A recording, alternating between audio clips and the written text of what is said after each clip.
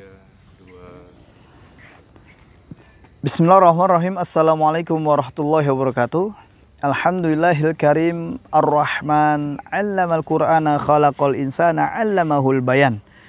Asyhadu an la ilaha illallahu wahdahu la syarikalah wa asyhadu anna Muhammadan abduhu wa rasuluhu la nabiyya ba'dah wa la rasula ba'dah amma ba'd. Alhamdulillah, siang yang Allah muliakan ini, siang yang Allah penuh berkah ini, siang yang Allah rahmati ini merupakan adalah kesempatan bagi kita untuk terus bersyukur kepada Allah Subhanahu wa taala. Karena hakikatnya Allah siapkan muka bumi ini untuk manusia. Contoh, di dalam firman Allah Subhanahu wa taala surah Al-Baqarah, kita sering baca ini dan kita tahu ayatnya. Di ayat 30 Allah sampaikan gini. A'udzubillahi minasyaitonirrajim. Wa idz qala rabbuka lil malaikati inni ja'ilun fil ardi khalifah. Dan aku jadikan ja'ilun fil ardi khalifah. Manusia semua di muka bumi ini sebagai khalifah. Kadang kita bertanya di dalam diri, seperti apa sih khalifah di muka bumi? Khalifah di muka bumi adalah Allah tundukkan semua ciptaannya untuk manusia. Allah tundukkan semua ciptaannya untuk manusia. Pernah nggak ada di antara teman-teman ketika mukul bumi, bumi mukul balik? Kita nginjak bumi, bumi nginjak balik kita? Nggak pernah ada. Kenapa? Karena Allah tundukkan semuanya untuk kita sebagai manusia. Artinya disinilah kita diajak untuk selalu bersyukur kepada Allah Subhanahu wa taala. Ini adalah nikmat-nikmat besar yang Allah berikan kepada kita semua. Kita ucapkan kalimat yang pantas terucap dengan lisan kita, yakni ucapan Alhamdulillah. Salawat dan taslim juga kita sampaikan kepada Muhammad Rasulullah Sallallahu Alaihi Wasallam, insan yang mulia yang dimuliakan oleh yang maha mulia, insan yang agung yang diagungkan oleh yang maha agung. Jangan lupakan terus untuk selalu menyampaikan salawatnya, dan kelak insya Allah kita mendapatkan syafaat dari Rasulullah Sallallahu Alaihi Wasallam. Amin Allahumma amin. Dalam penyampaian kitab fikih ruqyah di episode sebelumnya, kita bahas tentang kesembuhan itu hanya asbab, ya, hanya sebab-sebab. Berobat itu hanya sebab-sebab dari kesembuhan yang akan kita dapatkan. Nah, di kali ini saya ingin sampaikan ada tema yang berjudul 3 macam penyakit. Ada fisik, ada psikis, ada ruhiyah. Jadi kita bisa lihat dan bisa kita deteksi diri kita.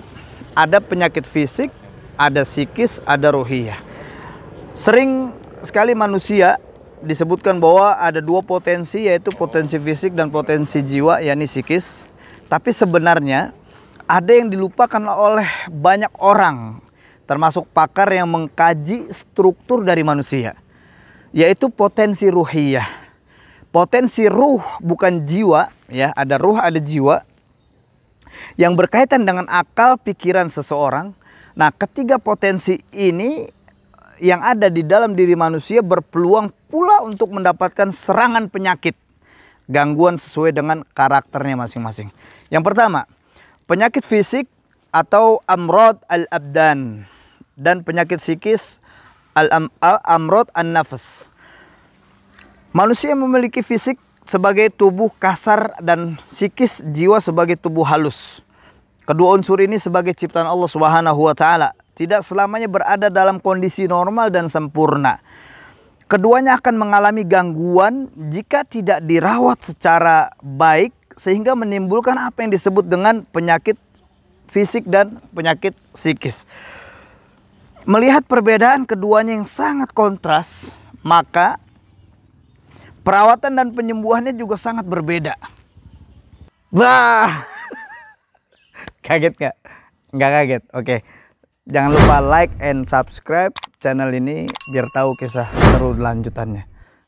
Oleh karenanya kita diberikan oleh Allah Subhanahu wa taala, fisik kita, psikis kita ini memang harus dijaga, ya. Walaupun ada materi atau wujud kasarnya, bukan gaib dan imateri, sejatinya diobati dengan sesuatu yang memiliki wujud pula. Misalkan penyakit yang disebabkan virus, harus disembuhkan dengan memberikan antivirus. Penyakit yang disebabkan bakteri atau kuman, seharusnya juga diobati dengan membunuh bakteri dan kuman tersebut. cara membunuh virus atau bakteri atau kuman juga dengan cara ilmiah sebagaimana dikenalkan dan dipelajari dalam dunia kedokteran. Bukan dengan cara mistis atau dengan kekuatan supranatural. Nah, yang kedua ada penyakit ruhiyah atau al-amrad ar-ruhiyah. Penyakit jiwa khususnya gila, ya.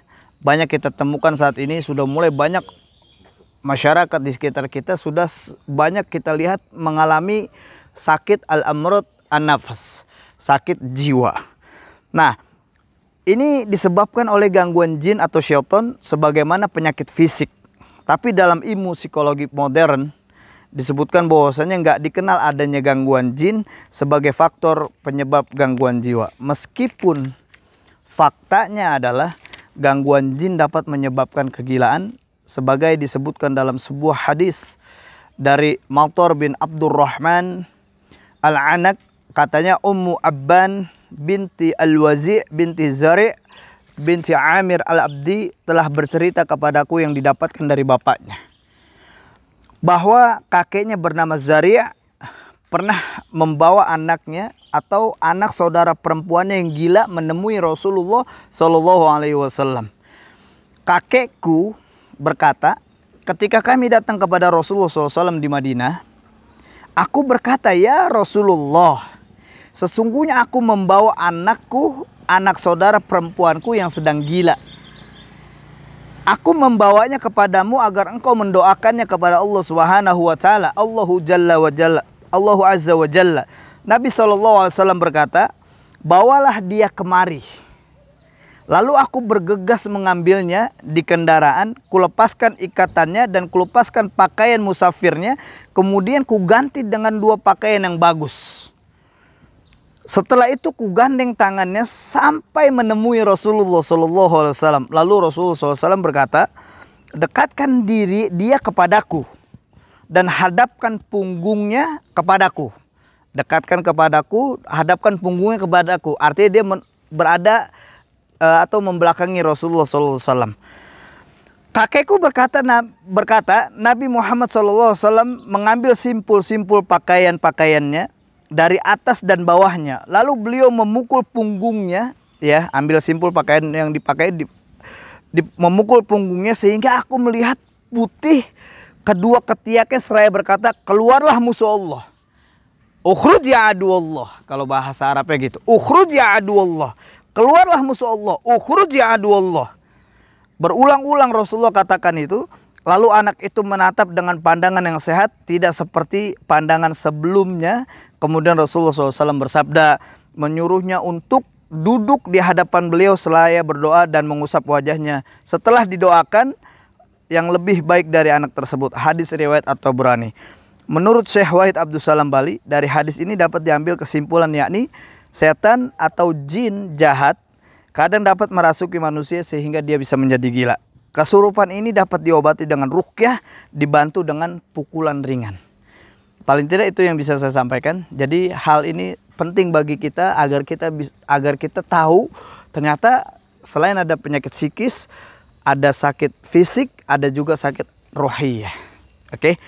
Insya Allah kita bisa ketemu lagi di lain kesempatan. Mohon maaf kalau ada kata-kata yang salah terucap dalam lisan saya.